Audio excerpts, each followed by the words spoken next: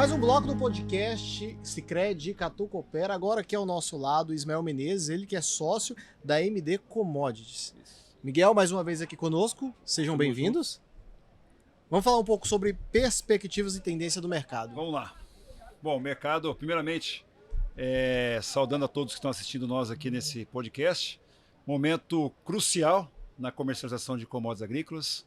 A gente vem de uma situação de chuvas irregulares em grande parte do centro-oeste brasileiro, e isso tem causado uma confusão bastante grande em grande parte do mercado, principalmente na comercialização. Isso porque nós teremos quebras significativas a nível Brasil, mas isso não está sendo refletido em preços, né? Então, existe uma preocupação bastante grande. Se o Brasil está quebrando esse volume intenso de soja, por que isso não está sendo convertido em preço? Então, essa é o ponto central do que a gente vem aí comentando, não só nas palestras de mercado. A gente vai fazer uma palestra aqui para um grupo aqui na feira, mas na consultoria, nas publicações que a gente faz, explicando exatamente esse contexto. Ou seja, na verdade, o comprador do mercado internacional, ele está sim antenado ao que está acontecendo, principalmente aqui no Mato Grosso. Porém, o grande ponto que tem pegado muita gente no contrapé é que o comprador do mercado internacional está observando a América do Sul como um todo. Ou seja, apesar das quebras que estão acontecendo aqui no Brasil, que nós estimamos que seja da ordem de 25 a 28 milhões de toneladas, o comprador está olhando outras regiões que estão tendo uma boa perspectiva com relação à produção. Ou seja, quando você pega o Rio Grande do Sul deve trazer mais 10, 11, 12 milhões de toneladas, frente ao ano passado, que teve uma quebra muito grande.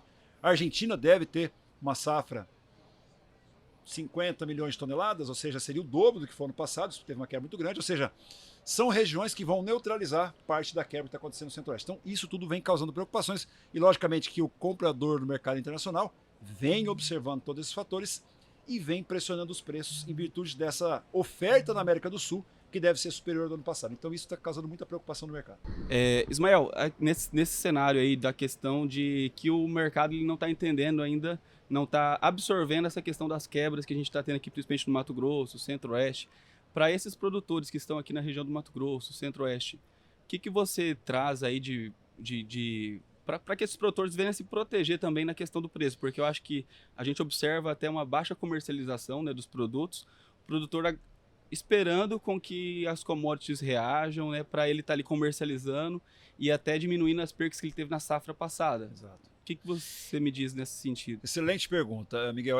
Na verdade, assim, o que a gente vem observando e recomendando para os nossos clientes e para todos aqueles que seguem, ficar atento à gestão de risco e aproveitar as oportunidades. O que quer dizer com isso? É possível que no mês de janeiro nós tenhamos uma boa oportunidade, com a movimentação das cotações da Bolsa de Chicago, talvez surfar um movimento de alta.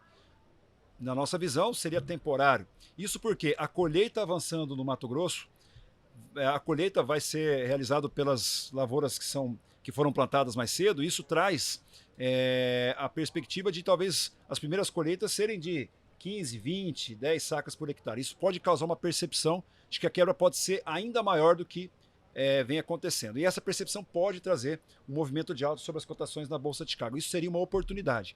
Porém, muita atenção. Nós temos o relatório do USDA também, de janeiro, que deve traduzir aí um volume de perdas, de quebra também na safra brasileira.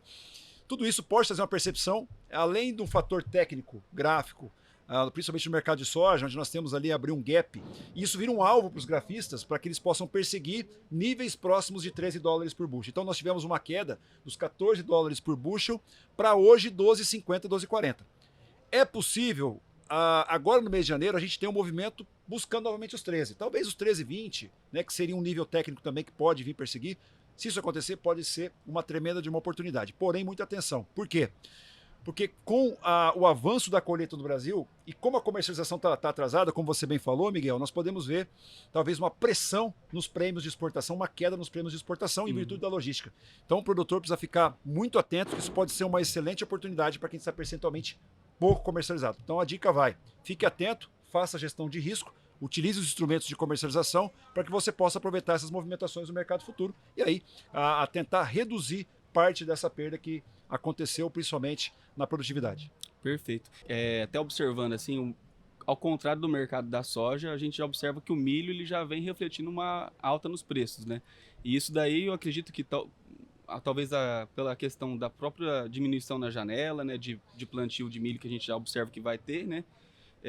E também a questão do próprio mercado em si, né, que no ano passado a gente tinha menos margem. Sim. E isso o produtor diminuiu a questão de área plantada.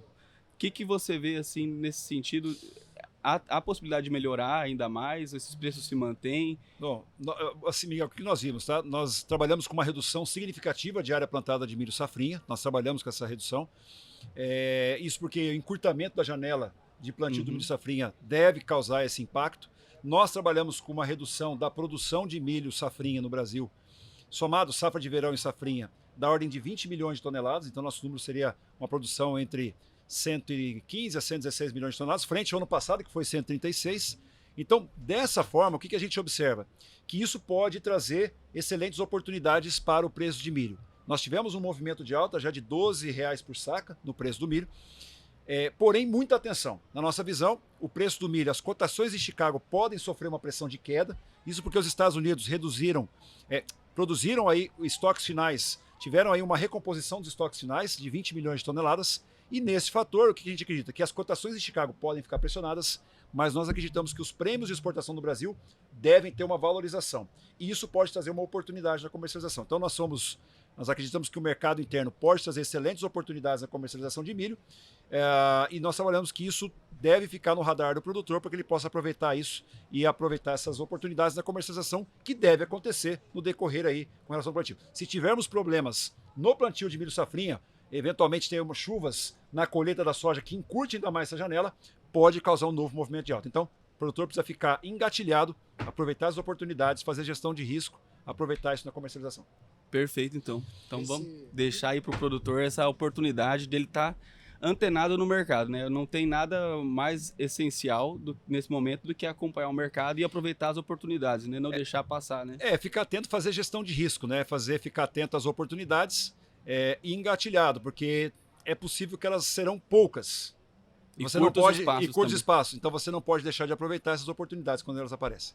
Esse é o nosso podcast, Sicredi e Catu Coopera. Aqui ao nosso lado, como disse já no início, o nosso colega, assessor de segmento agro, o Miguel Ângelo, e ao nosso lado, Ismael Menezes, que é sócio da MD Commodities. Considerações finais, qual a dica que você dá aí para o produtor? A dica que eu dou para o produtor é: fique engatilhado, faça gestão de risco, não deixe de aproveitar as oportunidades que vêm, se capacite, utilize o mercado futuro, faça gestão de risco, utilize os instrumentos de comercialização que existem, mercado futuro, mercado de opções, LDF, enfim. Fique capacitado para você aproveitar as poucas oportunidades que elas aconteçam. E cuidado com os vendedores de sonhos. Eles muitas vezes só querem falar aquilo que você quer ouvir e não aquilo que você precisa ouvir. Então faça gestão de risco na comercialização para que você possa ter uma saúde financeira na sua atividade. Ismael, que a gente segue a tradição de concluir o nosso podcast com o joinha. Podemos continuar a mesma tradição? Para a câmera lá, o joinha. Valeu, pessoal. Valeu.